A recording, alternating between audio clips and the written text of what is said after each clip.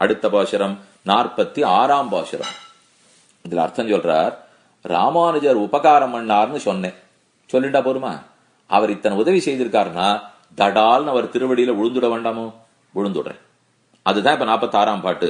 இராமானுஜனை இறைஞ்சினமே, ராமானுஜர் திருவடிகளை பற்றுகிறோம், அதிலேயே விழுந்து விழுந்து விழுந்து நமஸ்கரித்து ஆன தொண்டுகளையும் செய்கிறோம் என்பது பாசுரம்.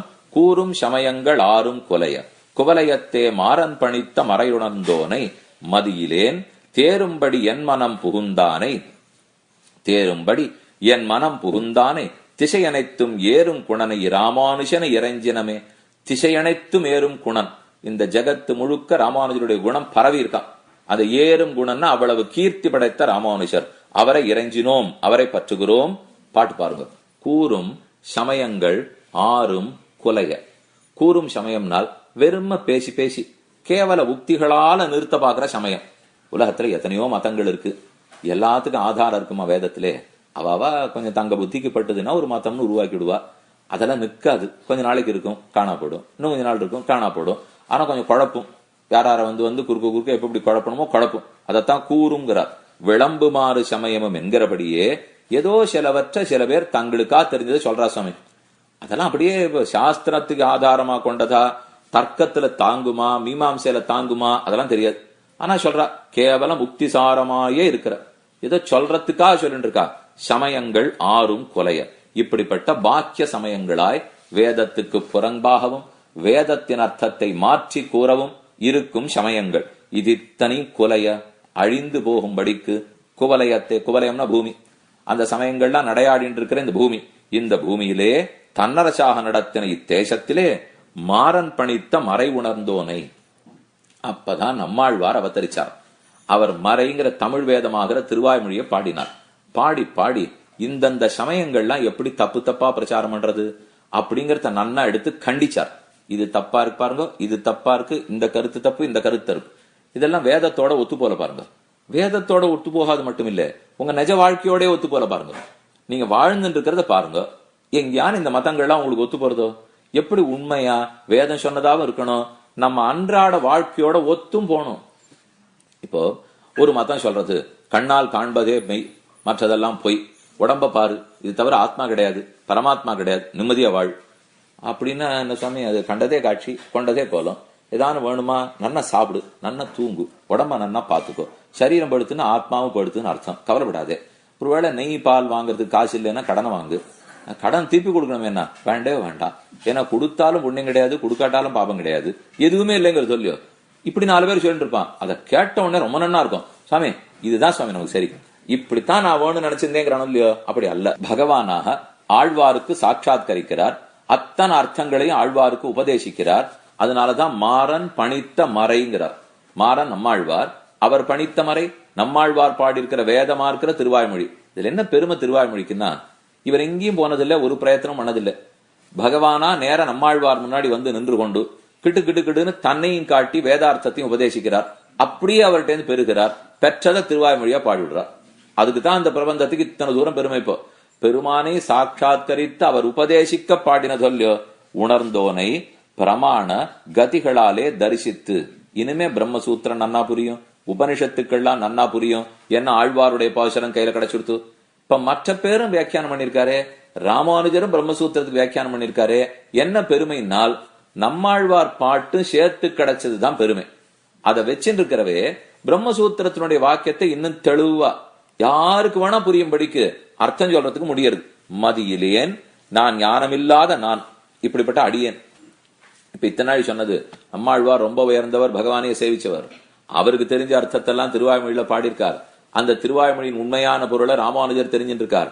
அப்ப இதெல்லாம் உயர்ந்த அர்த்தம். இந்த உயர்ந்தது இப்ப யாருடைய உள்ளத்துல வந்து தங்க போறது தெரியுமோ? மதியிலேன். ஒரு துளி கூட ஞானம் இல்லாத எனக்கு இப்போ தேரும்படி கீழ்ப்பாட்டில் சொன்னபடியே பிராபியம் பிராபகம் உடையவர் திருவடிகளே என்று தெரிந்து கொள்ளும்படி. தேரும்படினா அர்த்தத்தை நன்னா புரிஞ்சுக்கிற அளவுக்கு. எந்த அர்த்தத்தை என்னால் 2 விதத்துல சொல்லுவா. நிறைய படிச்சேன் படிச்சேன் படிச்சேன் சுவாமி, ஆனா குழப்பம். கொஞ்சமா தான் படிச்சேன், ஆனா தெளிவு வந்துடுச்சு. இப்ப நிறைய படிச்சும் படிச்சுட்டே இருக்கணுங்கிறவா இருப்பா. மேல மேல மேல படிச்சுட்டே போனோமா, இல்ல படிச்ச அளவுக்கு கைங்கரியத்தை ஆரம்பிக்கணுமானால் என்ன படிச்சிருக்கமோ அந்த கைங்கரியத்தை தொடங்க வேண்டும். அதுக்கப்புறம் எத்தனை காலம் இருக்குமோ படிச்சுக்க வேண்டியதுதான். படித்தே முடிச்சிட போறேன்னா அப்ப கைங்கிறதுக்கு வரவே மாட்டோம்னு ஆயிடும். கைங்கரியமே பண்ணாம படிச்சுட்டே இருந்தாலும் நம்ம ஆச்சாரியர்களத்தை உபதேசிக்கவே இல்லை. அதனால எனக்கு தெளிவு ஏற்பட்டு இப்போ மதி இல்லாம தவித்தேன், கஷ்டப்பட்டு தெரிஞ்சுக்க வேண்டிய அர்த்தத்தை உடையவர் அருளாலே எளிதில் அறிந்து கொண்டேன். தேரும்படி நான் அத்தை தேறி ரசிக்கும்படிக்கு ராமானுஜர் திருவடிகளே தான் புருஷார்த்தம், அந்த திருவடிகளே தான் அடைவிக்கும் வழி என்று நம்பிக்கையோடு இருக்கும்படிக்கு என் மனம் புகுந்தானே. ராமானுஜர் பார்த்தார், சொல்லி கொடுத்தெல்லாம் இவர் திருந்த மாட்டார். பேசாத அவர் வீட்டுல போய் உட்காந்துருவோம், அவருடைய மனம்தான் வீடு. அங்க வந்து உட்கார்ந்துட்டா நான் வேற எங்கேயும் போக முடியாது இல்லையோ. இப்ப ஏதானும் நம்மள ஒரு வகைப்படுத்தியானோ எங்கேயோ ஊர்ல இருப்பா, உங்க உறவுக்காரன் ஊர்ல இருப்பா, இப்படி பண்ணாதே அப்படி பண்ணாதே, வேலைக்கு சாப்பிடு, ஒழுங்கா குழி, ஒழுங்கா போயிட்டு வா, உடற்பயிற்சி பண்ணு, இப்படி வேலைன்னு அரைஞ்சு உடம்பு கெடுத்துக்காதே சொல்லி பாக்குறா. ஒண்ணு கேட்கலன்னா என்ன பண்ணுவோம், இப்ப வண்டி எடுத்துன்னு வந்துருவா. வந்து வீட்டுல உட்காந்துட்டா அதெல்லாம் ஒண்ணும் போக வேண்டாம், வாசகதை சாத்திட்டேன், சாப்பிட்டுட்டு போ, பூட்டியாச்சு தூங்கலாம், அணைச்சாச்சு தூங்கலாம், இப்படின்னு நம்ம என்ன பண்ண முடியும்? இப்ப ஆள் இல்லைன்னா அங்கங்க தப்பி தவிர போவோம், ஆள் வந்துடுச்சுன்னா அதே போல இப்ப என் மனம் நீ புகுந்தாய், என் மனத்துல வந்து உட்கார்ந்துடவே இன்னுமே எங்க நான் தப்பு பண்ணுவேன், தவறு போறதுக்கே வழி இல்லாம பண்ணிவிட்டே என் மனம் புகுந்தானை ஹிருதயத்திலே வந்து புகுந்தருளினவராய் திசை அனைத்தும் ஏறும் குணமை, எல்லா திசைகளும் 8 திக்குகளிலும் பரவி இருக்கக்கூடிய பிரதை கீர்த்தி படைத்தவராய் கல்யாண குணங்களை உடையவரான ராமானுஜரை எம்பெருமானாரை இறைஞ்சினம் வணங்கினோம், அந்த எம்பெருமானாரை வணங்குகிறோம் என்று 46வது பாசுரம். இனி அர்த்தம் என்னன்னு பார்க்கலாம். துஸ்தர்க்கங்களாய் கேவலம் உக்தி மாத்திர சாரங்களாய் இருக்கிற பாஸ்ய சமயங்கள், குதிருஷ்டி சமயங்கள், நிறைய மதங்கள் நிறைய பிறக்கும். அதெல்லாம் ஒத்தொத்தருக்கு புத்தி அதிகமாகும் போது ஒரு மதம் பிறக்கும். அதெல்லாம் உண்மையாயிட போறது இல்லை. இப்போ சாஸ்திர சம்மதித்த மதம் தான் உண்மையானது. சாஸ்திரத்தினுடைய அபிப்பிராயத்தின்படி இருந்தால்தான், நியாயத்தின்படி இருக்கணும், மீமாம்சையின்படி இருக்கணும், வியாக்கரணம் மாறாத இருக்கணும், எல்லாத்த விட வேத சாஸ்திரம் ஒத்துக்கணும். அது ஒத்துக்கொண்ட மதம், அதன் அர்த்தத்தை சிறப்பா சொல்ற மதமா இருக்கணும்.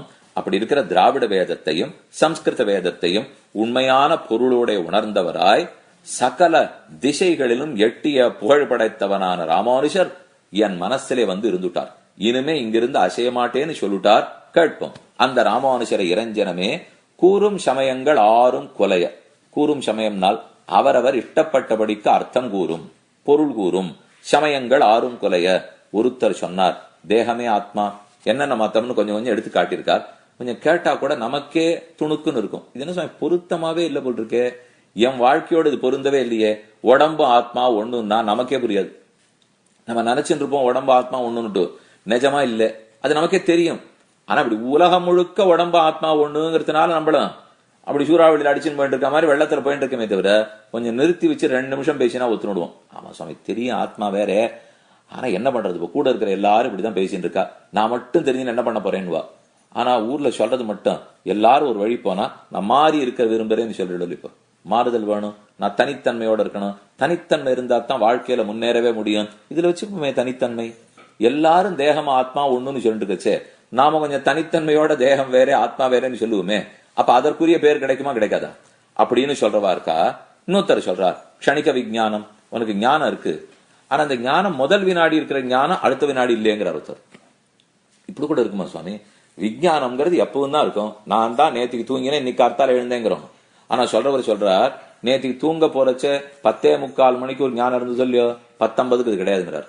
10:55 வேற ஞானம்ங்கிறார், 11 மணிக்கு வேற ஞானம்ங்கிறார். பின் எப்படி வரிசையா எல்லாரையும் ஞாபகம் இருக்கேன்னால் அது இருக்கும். விளக்கில திரி போட்டு ஏத்துங்கோ, அந்த திரி குறைஞ்சுட்டே போறது, நெய் குறைஞ்சுட்டே போறது. அப்படின்னா அந்த நெருப்பு வேற வேறன்னு அர்த்தம். ஆனா அந்த திரி ஒன்னா இருக்கா மாதிரி ஒரே நெருப்பு நீ கண்ணால பாக்குற பாரு, அது ஒரு நெருப்பு இல்ல. ஏன்னா திரி குறைஞ்சு போச்சு, நெய் குறைஞ்சு போச்சு, அதனால அது வெவ்வேறு நெருப்பு தான். ஆனா கண்ணால பாக்கச்சே ஒரே நெருப்பாட்டம் இருக்கும் இல்லையோ. அதை போல் உனக்கும் ஒவ்வொரு வினாடியும் ஞானம் வேறதான். ஆனா அந்த ஞானத்தோட அடுத்த வினாடி ஞானம் அது இப்படி பின்னாடி புறங்காலோட ஒட்டிட்டே வருது. அதனால அது ஒரே ஞானம் உனக்கு தோன்றதே தவிர க்ஷணிகம்தான் விஞ்ஞானம் இப்படின்னு ஒருத்தர் சொல்றாரு. இப்போ சர்வமும் சூன்யம், இது ஒரு மதம் இருக்கே, எதிரியுமே உண்மை கிடையாது. சூன்யத்தாலே சூன்யத்தை சூன்யம் என்று அடைந்து அறிந்து சூன்யமான இடத்தை அடைவதே சூன்யமான மோட்சம். இப்ப இது என்னது? எல்லாமே சூன்யம் சூன்யம் விட்டீர்கள். ஆமா, எதுவுமே உண்மை இல்லைங்கிறது ஒரு மதம். அப்போ மோட்சமும் கிடையாது, பிரமாத்மாவும் கிடையாது, ஜீவாத்மாவும் கிடையாது, பிரம்மே இல்லை, அனைத்தும் சூன்யம் தெரிஞ்சுட்டா பரமானந்தம். அப்படின்னு சொல்றவார் பாப்போ. இப்ப நமக்கே திடீர்னு தோணும், ஒருவேளை கல்லு மாதிரி கட்டை மாதிரி இருந்தா தான் உண்மையான சந்தோஷமோ சுவாமின்னு. கட்டையை கூட்டு கேளுங்க, கல்ல கூட்டு கேளுங்க, சந்தோஷப்படுறதான்னு. இப்போ யாரான ஒருத்தர் கல்லு இடத்துல ஒரு பேட்டி எடுக்க போய் நீர் உண்மையா சந்தோஷமா இருக்கியான்னு கொஞ்சம் படம் எடுத்து பாருங்க. என்னாச்சு இந்த சுவாமிக்கு? நேத்து வரைக்கும் ஒழுங்காத்தானே இருந்தார், இன்னைக்கு ஏன் கல்லு மண்ணோட எல்லாம் பேசிட்டு இருக்காருன்னு சொல்லலையா?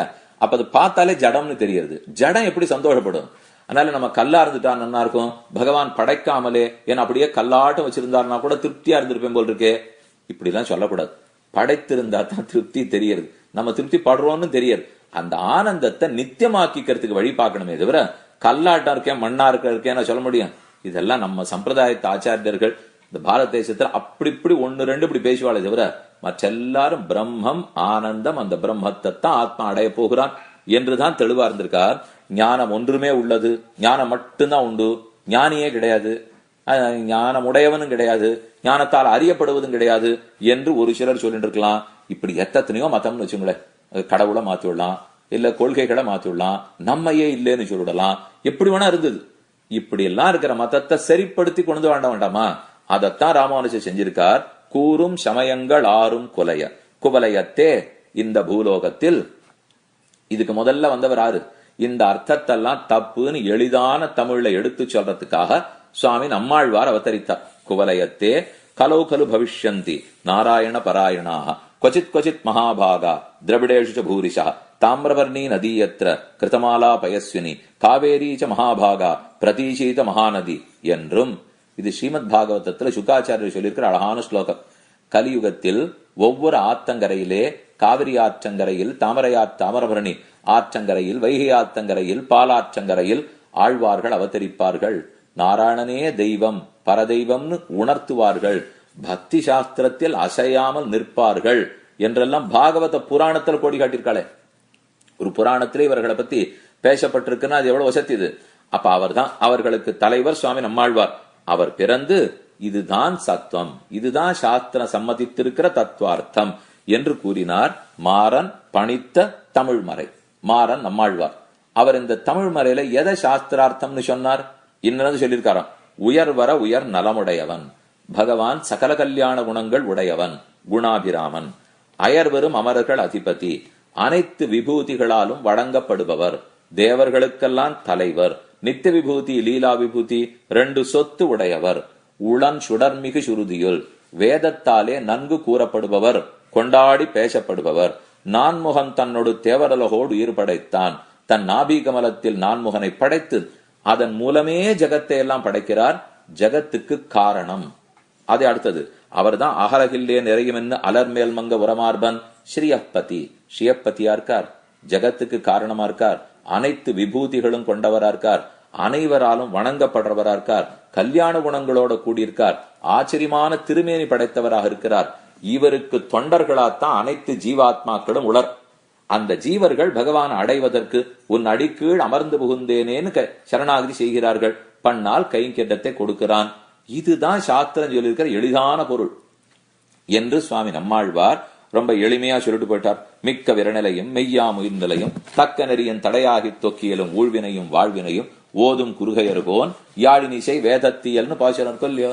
அர்த்த பஞ்சகம்னு சொல்றோம். அர்த்த பஞ்சகம்னு 5 அர்த்தங்கள்: பரமாத்மஸ்வரூபம், ஜீவாத்மஸ்வரூபம், உபாயஸ்வரூபம், பிராபியஸ்வரூபம், விரோதி ஸ்வரூபம். இதான் அர்த்த பஞ்சகம். இந்த 5ஐயும் சுவாமி நம்மாழ்வார் ரொம்ப ஆச்சரியமா பாடினார் என்கிறபடியே ஆழ்வாராலே அருளி செய்யப்பட்டதாய் அர்த்த பஞ்சகத்தை சொன்ன திருவாய்மொழி, அதான் மறை, தமிழ் மறை. அந்த மறை உணர்ந்தோனை, அந்த தமிழ் மறைவை நன்கு கற்று வைத்திருக்கிற ராமானுஜர், திராவிட வேதத்தினுடைய சாரத்தை உணர்ந்திருக்கிறவர். திசை அனைத்தும் ஏறும் குணம், எல்லா திசைகளிலும் இப்படி இப்படின்னு ராமானுஜருடைய புகழ் பரவி இருக்கு. திக்குற்ற கீர்த்தி ராமானுஜன் என்றும் பாஷண்ட துருமஷண்ட தாவதகனஹ சார்வாக சைலாசனிகி என்று 5 ஸ்லோகம். தாட்டி பஞ்சகம்னு பேர். அல்ல ராமானுஜர் என்னென்ன கைங்கரியம் பண்ணியிருக்கார், எப்படி வேதத்தினுடைய அர்த்தத்தை தெளிவா உரைத்திருக்கிறார் என்று சொல்றது. இப்படிப்பட்ட புகழை உடையவராய் இருக்கிற ராமானுஜர் மதியிலேன், எனக்கு ஒண்ணு மதி அப்படியெல்லாம் ஒரு மதியும் கிடையாது, ஆனா மதியிலேனான நானும் தேரும்படி என் மனம் புகுந்தானே, நானும் தேர்ற அளவுக்கு என் மனசில் புகுந்திருக்கிறார். இந்த தாழ்ந்தவனுக்கும் அந்த உயர்ந்தவருக்கும் வேறுபாடு பார்க்காமல் என் மனத்தில் புகுந்தார்.